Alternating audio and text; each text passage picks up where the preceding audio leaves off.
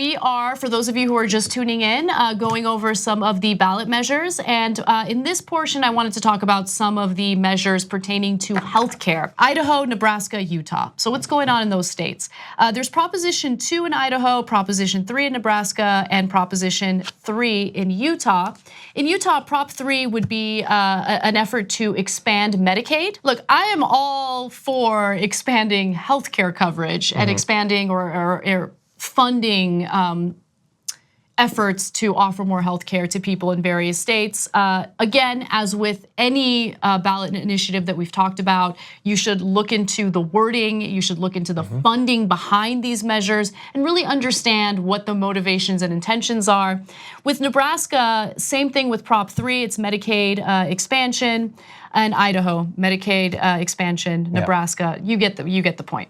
And so it's great that we can have ballot measures that do this. It's also a reminder of why it's so important to get involved in gubernatorial races, because in most of these cases, you have Republican governors around the country that have stopped Medicaid expansion that otherwise could have been benefiting hundreds of thousands of people for literally years at this point. Exactly. When it comes to Medicare expansion under the Affordable Care Act, just keep in mind that many red states with Republican governors refuse to accept federal money to expand Medicare just because they're stubborn and refuse to concede to any type of success under the Affordable Care Act. We've talked about the Affordable Care Act a lot on the Young Turks, and as you guys know, it's a very flawed system. But one of the good things was expanding Medicare, and it's frustrating to see that we have lawmakers who refuse to do the right thing.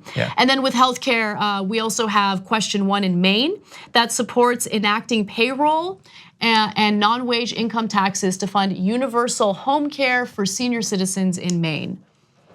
So if you're in the state of Maine, please look into that. Seems reasonable. Seems reasonable to me as well. And I know that we're not going to go in depth in many of the California ones, but there is a mental health provision, I believe targeted at homeless people inside of California. Exactly, and so these are, especially in California, we have a huge homeless population. Many of those homeless individuals do have mental health issues, and we need to address them. But since we're talking about California, I did want to also quickly mention a proposition that I feel pretty passionately about, Prop 12. And what Prop 12 would do is essentially enact regulations pertaining to cattle and farm animals that we raise to eat. And it would basically stop farmers from packing in cows in very small confined areas. Now, this would, proponents argue that this is the humane thing to do, that it's gonna produce healthier cattle because they're not gonna be crammed into small spaces. Farmers hate this because it would cost a little more money for them.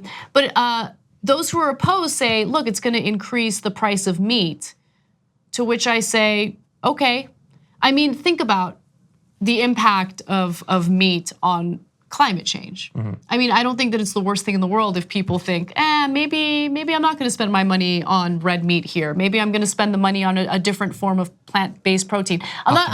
I'm not pushing anyone to be vegetarian or vegan. I'm not vegetarian, even though right now I'm giving it a test trial to see how it goes out. You are? I am, yeah. Okay, we're gonna talk about that. But also take note that there are some who oppose this measure from the opposite side. Interesting. So more extreme animal rights people, extreme, I don't mean extreme as in they're crazy. I mean extreme as in this is what they're passionate about. Oppose this because they say this is a half measure, or this enshrines meat eating and things like that, rather than going farther. So PETA argues that this doesn't go far enough, but it's a step in the right direction.